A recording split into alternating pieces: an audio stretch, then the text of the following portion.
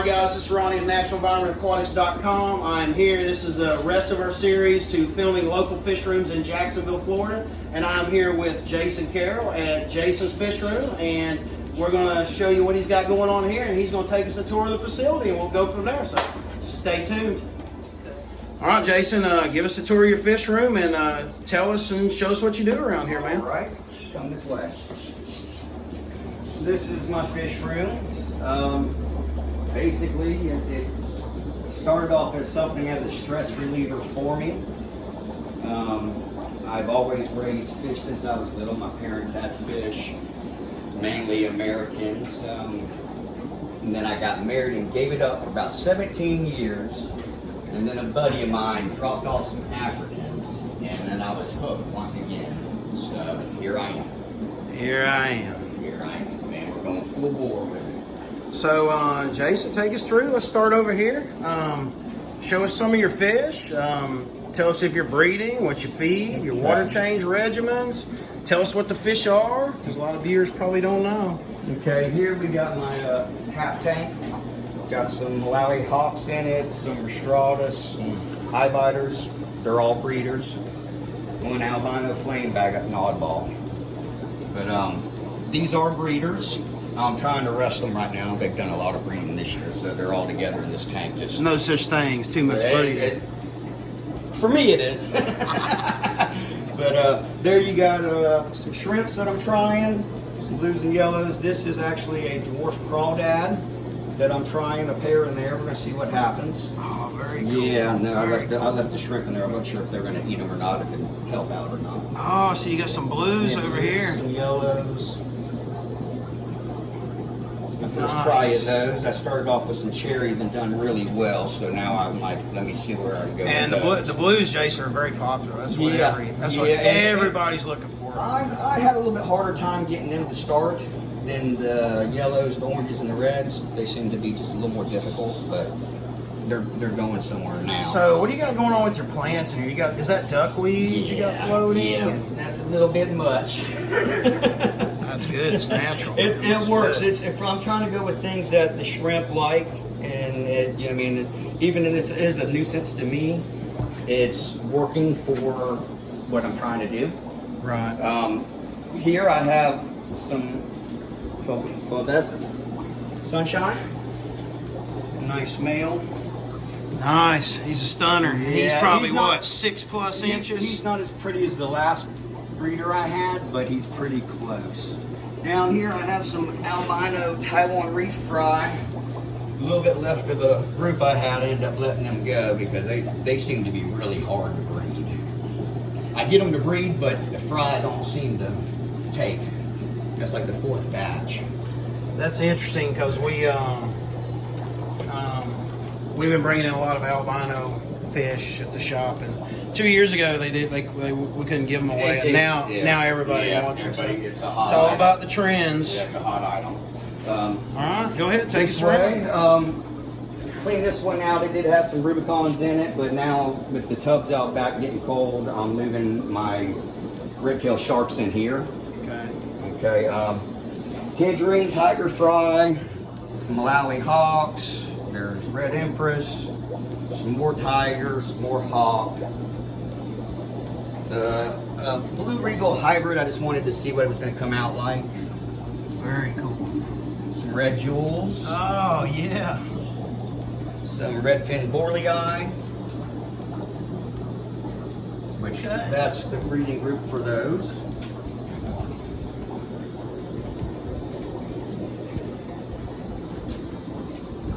Gorgeous fish. Yeah, they're a pretty one there. So I know Billy and some other people were telling me, what's your female to male ratio that you?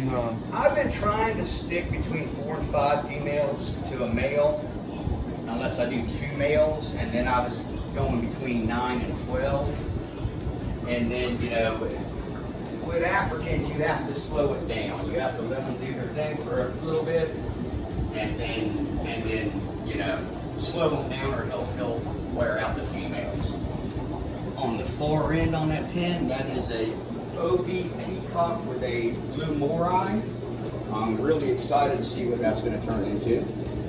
So you got a few hybridized species here. Some things I wanted to try to see. And you know, like me and Jason was talking about this earlier. A lot of people are funny about the hybridized cichlids. I think they're very cool. We sell quite a few of them at the shop. They're usually a little better price point, and you can get some amazing fish out of them. Yeah.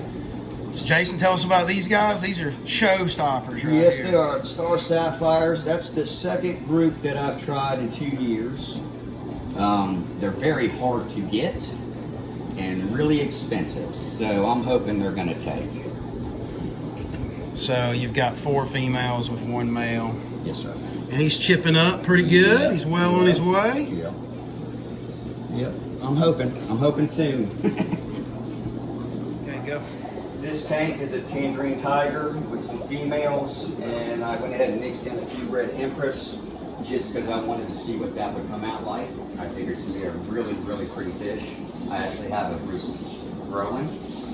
Ooh, look at the male. He's showing off to the girls, buddy. He's like, He does yeah. his job. He does his job. Here we got my first cherries, which they're doing extremely well. Lots of berry Oh man, I don't know if you guys can see this on the camera. I know, it's that duckweed's killing my light. But there is probably, how many shrimp do you think's in here, Jason? Honestly, I think there's over 300 when you get them all out. I would say there's more than that. Yeah. There's always more than what you think. Then on the bottom, this is my first try at some of the orange, which they're all buried up. I think I'll see some production in those here very soon. Really happy with how the shrimp's going. It's my first try ever messing with shrimps. So. Yeah, and tell everybody your thoughts on the shrimp. A lot of people are scared of them. I don't think they're as difficult honestly, as people think. as long as you don't move the water parameters too quickly and a lot, I've had good success with it, really, honestly. A lot of people are scared to do it. You're just like with anything, you're going to lose a little bit trying, but I think it's worth it. It's all part of the fun and games. And there's a little everything. There's some OB peacocks, there's some deep water haps, there are borlei, there's some oculatus in there, eureka reds, a few restratus, some hybrids, a couple sunshines. This is a pair of chets. It's not happy right now because I had some babies, and I'm down to about 20 fry in there with all the foot traffic. I realized with that pair I might need to move them off this wall because they ate most of their fry. Dovey fry. Parents are down there, and she's already running another batch. Oh, Dova, huh? Yep. This is a popular fish for us at the shop, the right here. females. She's doing her thing now on another batch of them, so there'll be plenty of those. So she's kind of small. What age do they start spawning? I mean, that, you know. Fairly young on those. I was actually surprised. Yeah, because even the male, he's pretty small himself, and that's like the 6th spawn. So how old do you think the male and female I would is? say a year and a half on that, at the most. I got them off a buddy of mine, and he had 3 spawns, and he only had them for 6 months, and he picked them up. Okay, let's see. Don't do this one yet. So We have yellow blaze in there, the lithobates, and we also have lawandas in there. There's a few small oculatus and a couple small redfin borleis that are just out of place. Sunshine. Some of those are flavescent. Some of them are going to be the orange or the Benji. nice. Nice dragon bloods. I'm very happy with that batch. Yeah, they have very good color for their size. Yeah, they're really, really, really pretty. And then right above it, just an assortment of things that I have no idea what it is. Well, that's part of the fun. See how it works out. Here we have some ollies. This batch here are actually flamebacks and tomatoes that I actually bought the females from you. Oh, okay. Yes, sir. I mixed them accidentally, so now I gotta grow them. more redfin borlei, some white lips that I'm growing for myself. Did you get these from Will? Yeah. Oh yeah. Couldn't pass those up. No. All right. Some more Restratus, some Fusco. I'm not sure if the Fusco are true. I have to grow them to see because they were in there with a Livingstone group, so it's possible they crossed. Okay, and then I see, seems like the Danner pumps are pretty popular as far as the air goes. And it's quiet. And they're quiet. That's if I turned off my breeder boxes, you wouldn't even hear this room other than the right. boxes. And see, Jason, this is the typical way you do it. Jason's running the air all the way around his room. He's got valves to control, and awesome. Air and water, two most important things. Yeah, I'll tell in a you fish what, room. if you're gonna do the scale that I'm at, it's the only way to go. I love the pothos vines and the natural feel, you know. That's All right, we're in Jason's living room, his man cave, or whatever you want to talk about it here, whatever you want to call it. This is a big mixed South American tank that he has. These are a lot of his fish that he just brought in from outside, and we'll show you guys the tubs here shortly. But it's getting cold even in Florida. We've had a couple little cold snaps here, and they're a little mad, but he had to get them in and keep them warm. So they went from a big cozy tub outside to this is a big tank, but a little tank for them. 8 foot 240. They went from a 300-gallon tub out back, and there was a big difference in the temperature change. Oh, yeah. So they're definitely a little mad at me right Absolutely. now. So he's got a big Jaguar down there, big Red Devil, Yeah. Black Belts, Jack Dempsey's, you name it. There used to be a lot more in that before I took off with the breeding hard this year. I had a lot of oddballs, really nice things that end up going out the door real quick. Gotcha. So Gotcha. I'm on the hunt to find some new ones because I'm definitely going to keep this as my show tank. And So you hear that? You hear that, Jason? He's Look looking for me something up. new. If you got Jason's it, Fish let him Room. know. All right, and we got some parakeets over here. yeah, I figured why not have some birds to mix in. They're doing their thing. They're producing babies. So if you're looking for birds, I love the little that's chirp, that's the little another- chirp sound. And see, this is interesting how Jason did this. He plays this pool here, and then he's got over here. He's got a marine tank. Walk us through this tank a little bit. This tank, I started this tank about a year and a half ago, 2 years ago, and started off real strong. It was beautiful. Everything in there was covered with some kind of live coral. But being a general manager of a landscape company, I got real busy this year, and 2 of my lights went down without me knowing. It was on a timer, and I lost everything really quick. But it's stable. Now I'm going to start putting things back in it, you know. I think it's a beautiful tank. Most valuable thing is not money; it's time. Exactly. It's time. It people. is. It is. And definitely, even when you're tired, check your stuff. Got to. And then this tank, this is a unique, like a show tank design. It's tall. Yep. This is a 6 foot, 270 gallon. I did have it on the sump, but when we went breeding, I decided to take it all apart and I put tanks under it for a minute. So now it's on the air system. But everything in there is pretty much one of my babies. I think there's 2 fish in there that are something that I bought. But there's about 120 fish in there. Gotcha. Yeah, there's And how many gallons you say it was? 270. Yeah, it looks bigger than that. It's Yeah, a big tank. it's a monster, and for me being as short as I am, that is a very hard tank to work on. I almost have to be holding my feet sometimes.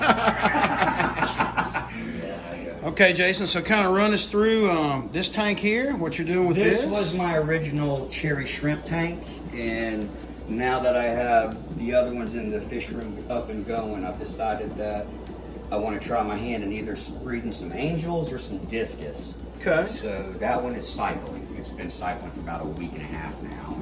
I figure All right, we're going back outside, out back at Jason's house, Jason's fish room.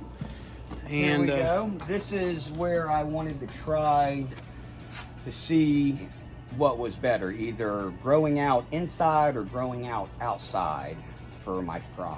And from what I gathered, they grow almost the same. The difference is the color.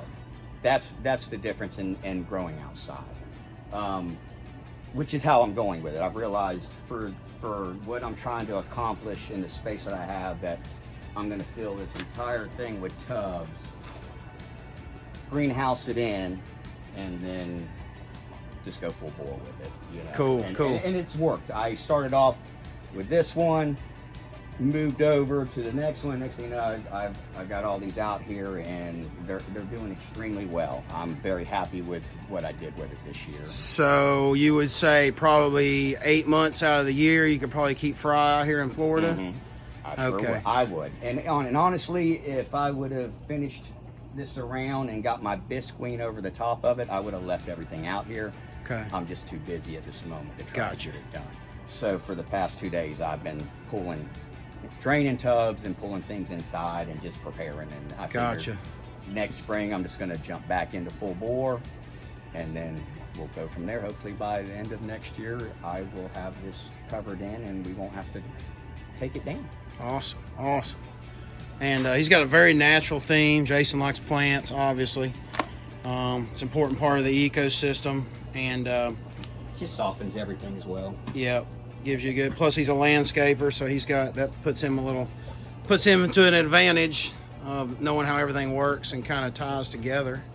Very relaxing out here. I can see you having coffee out here, or evening parties, and you know, fish are natural, guys. A lot of people think, well, what are you doing putting fish outside in the tub? Well, that's where they come from. Lakes and ponds and streams. They have algae to eat, organisms, And bugs. A lot of people don't realize that when it comes to young fish, they actually enjoy the algae. Yep. You know, when you eliminate it from their environment, you are doing them a harm to the fish. And I think that's part of the color that you were speaking to, Jason, is, you know, algae's. I think algae's important to their coloration. Oh, for sure. It's just like anything. That micro film that they feed off of, it collects nutrients and feeds. So tell us about these guys here. Those were sold to me as Tyrannochromis, but I believe they're actually a hybrid, and when they color up, the male looks like the Venustus with eye biter fins, so I'm pretty sure that's what they are. It's a beautiful fish, but Very cool. I'm not going to waste too much time with it. They're a little chilly this morning. That's why they came in. Everything's a little loose on their color, because that water's definitely cold. That's why they're chilling, letting us film them right now. Awesome. All right, guys, this concludes NEA's tour of Jason's Fish Room. It's been a great day today. I've learned a lot of stuff from him today, some cool stuff he's got going on. If you're in the Jacksonville area, please stop by and feel free to check him out. Jason, tell them where they can find you and what you do. I'm over here on the south side, 10469 Skycrest Drive, 3246. We're on Facebook, Jason's Fish Room. I'm always doing something new, so just check me out, hit me up if there's something you'd like. It's here. So follow him, give him a like, check out his content, Facebook. I appreciate it. Thanks, guys.